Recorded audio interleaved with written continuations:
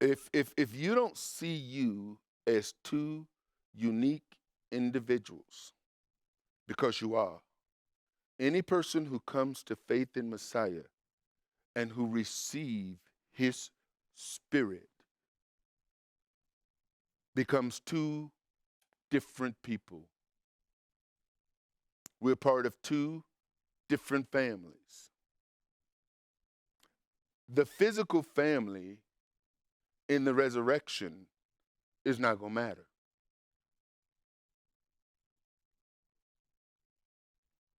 Now, I know that's a hard concept for some people.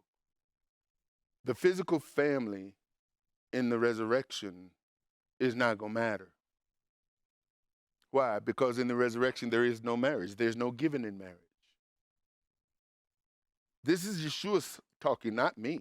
In the resurrection, they neither marry nor are given in marriage, but are as the angels of God in heaven. Now, some people say, well, now they done died and they done put their wings on. It's like, where do you get the concept? Because when the angel of Jehovah showed up, guess what? They didn't show up with wings.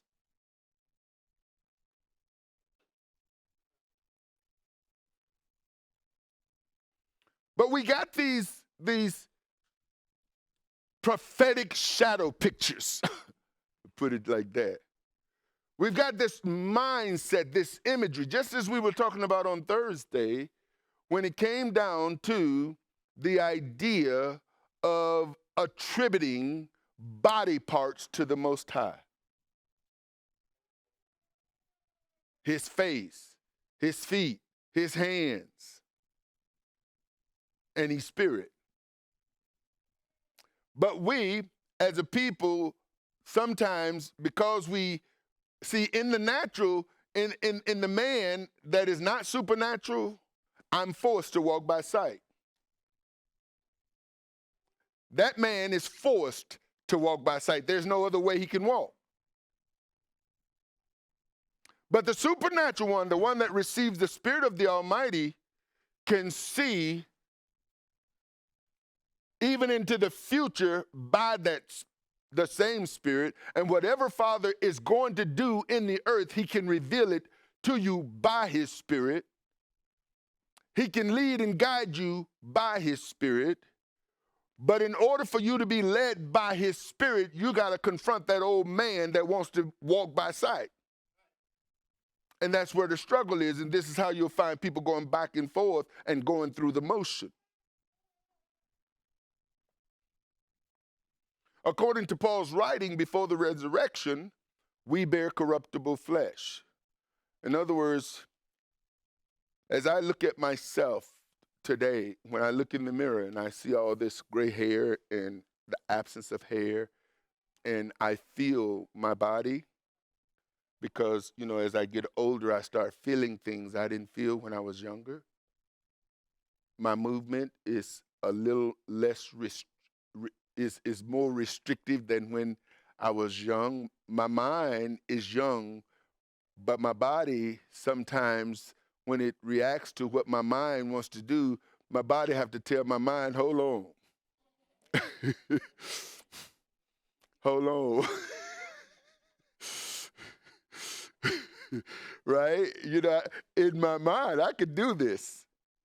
But when I start trying to get my body to cooperate, and what does that say? This body is corruptible. It's perishing. But the day is going to come that I'm going to be given a body that will not perish.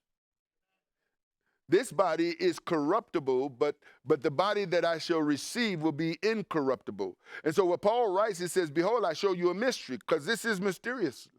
How do you think? See, you gotta think supernatural to even grasp that concept. Because your natural man can't even grasp that concept. We don't spend our lives thinking the day of a resurrection or a day that we will be in the company, in the presence that we will take on. We don't know what that looks like. And yet, Yeshua demonstrated it. Yeshua demonstrated it. His disciples could touch him.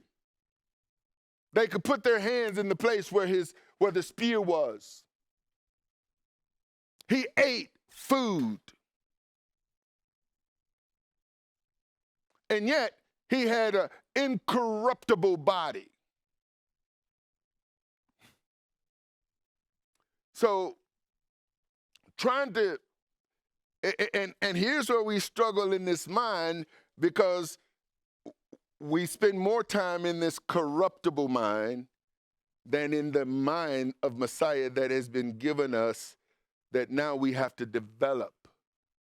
And it's not so much developing it to where we are perfecting it, is causing our natural mind to understand and then to give over to, and then stop thinking like a natural man. Because at some point, I'm going to have to give completely over. And this is the process of developing, learning, so that when the time comes, I know that in every decision that I have to make, I can lean to my own understanding, or I can acknowledge him. Now, the Bible tells me to acknowledge him in all, not to lean to my own understanding, but I have to make a conscious choice as to which one I'm going to do. And this is constant throughout life, because my natural mind is going to try to operate according to the natural circumstances that I'm faced with, and I don't necessarily see or understand the spiritual ramification of my actions, which is what the enemy wants me to operate. The enemy wants me to operate more in the natural, and to want to satisfy this natural side versus wanting to satisfy the supernatural, because the natural-minded man doesn't care about the things of Jehovah. He can't understand them. They're foolishness to him. And we have too many people who claim to be supernatural but are spending the majority of their time in the natural. Thinking natural, operating natural, making decisions to please the natural man, the carnal man, the fleshly man, because that man is the one that has preeminence in the life of that person, while their mouth says something different. So your actions will tell you who you are. In fact, your actions will tell you who you're dealing with. When you're dealing with people and you look at what they do compared to what they say, you can see a person in turmoil and in conflict with themselves. And the goal is for you not to be that person. I'm going to try to get through all this. In a moment, in the twinkling of an eye at the last trump, for the trumpet shall sound, and the dead shall be raised incorruptible, and he shall be changed. For this corruptible must put on incorruption, and this mortal must put on immortality. So Paul is giving us a glimpse into this, but these are words in the pages of a book. To really grasp this is going to take thinking from the mind of Messiah, not from the natural mind, for the purpose of trying to explain it, understand it, and teach it. Now, this is to be lived. So when this corruptible shall put on incorruption, and this mortal shall put on immortality, then shall be brought to pass the same that is written, death is swallowed up in victory. And that corruptible is perishable. The incorruptible is non-perishable. All men will resurrect, just as Yeshua resurrected. Now notice what Paul says. Death is swallowed up in victory. See, the last enemy, according to Revelation, Father's going to deal with is death. But in the meantime, death has no authority over those who are born of his spirit. But if we're born of his spirit and death has no authority over us, why are we afraid of dying? That's not the spirit man, that's the natural man. So this continual conflict within us is indication that surrendering to the Spirit of Jehovah has not necessarily taken place like it's supposed to, because when that happens, you are no longer afraid to die. Guess what else? You're no longer afraid of men.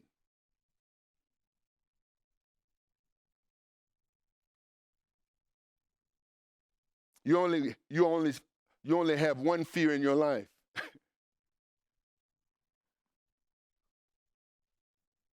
So when you feel the fear of man, you know what you're dealing with. You're dealing with your carnal self, your natural-minded self.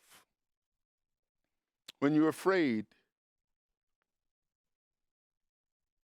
there's a lot of fear operating in that person. And where there's fear, there's the absence of faith. And where there's the absence of faith, there's the absence of trust.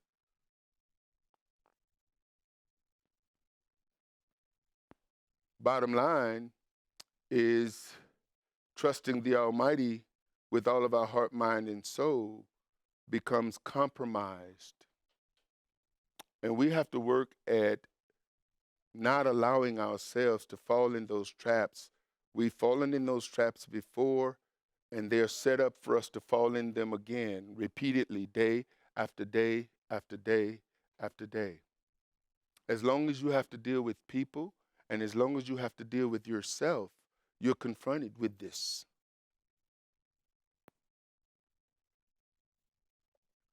Verse 31, Matthew 22. But as touching the resurrection of the dead, have you not read that which was spoken unto you by God, saying, I am the God of Abraham and the God of Isaac and the God of Jacob? God is not the God of the dead, but of the living. Why? Because it's only appointed unto man once to die. But that man who dies is not dead as in perished, is dead as in sleep. They're asleep awaiting the resurrection. In fact, all men who have died is asleep awaiting the resurrection.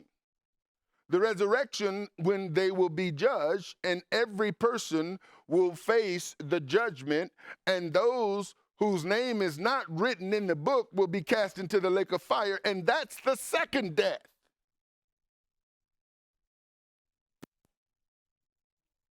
Because it's only appointed.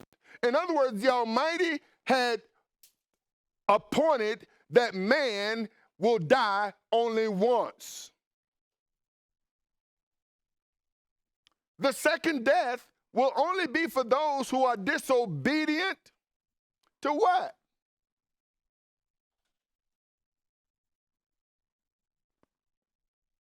So he says, I'm the God of the living. Moreover, he said, I am the God of thy father. Now notice here, Exodus chapter 3, verse 6. Moses is talking to the Almighty. And he says, I am the God of thy father. Now, what you will read there is like what most people will read. I'm the God of thy father, Abraham, Isaac, and Jacob. But that's not what the scripture says. He says, I'm the God of your father. Well, who was Moses' father? Hello? Levi. I'm the God of your father. I'm the God of Abraham. I'm the God of Isaac.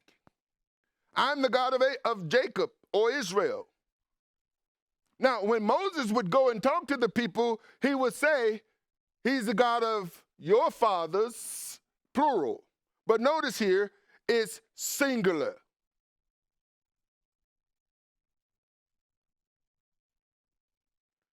In most places where you see the God of your fathers, Abraham, Isaac, and Jacob, or Israel, it's father with an S.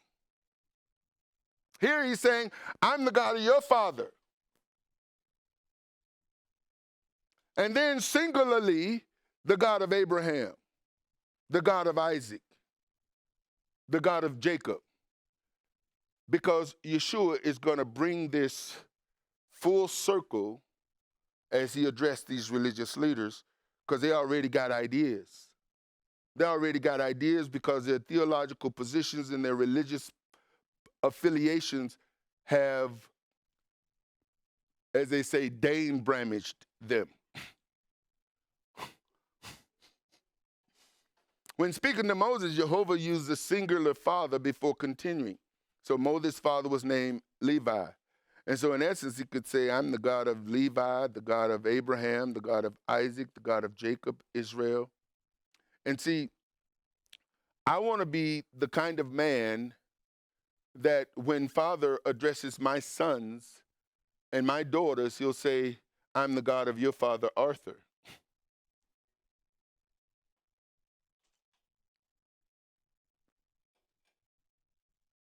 See, that's what I want him to say. And so my responsibility is to train them up in his way.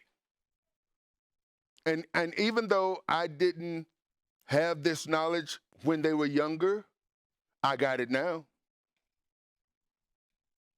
And it's not too late because they're still alive. And until they breathe their last, my responsibility is to get them to understand who he is so that they can begin to relate to him in such a way to where their children now will be informed the right way, so that their generation and now their children, that generation, and then their children, that generation, because we have to think generational. Jehovah is a generational El. He's not a one-generational God. He visits the iniquities of the fathers to the third and fourth generation. He shows mercy and love and grace to 1,000. When you look at the process and where we are today, the Almighty set this plan in motion at creation. He saw the end from the beginning. He put his plan in place, and it's still playing out. And we have a viable role in the plan of the Most High. You have to see yourself. This is why he says you're ambassadors. This is why he don't call you he calls you his sons, his daughters. He take it personal. We're supposed to take it personal. I am his. He is mine. Is he yours? Are you his?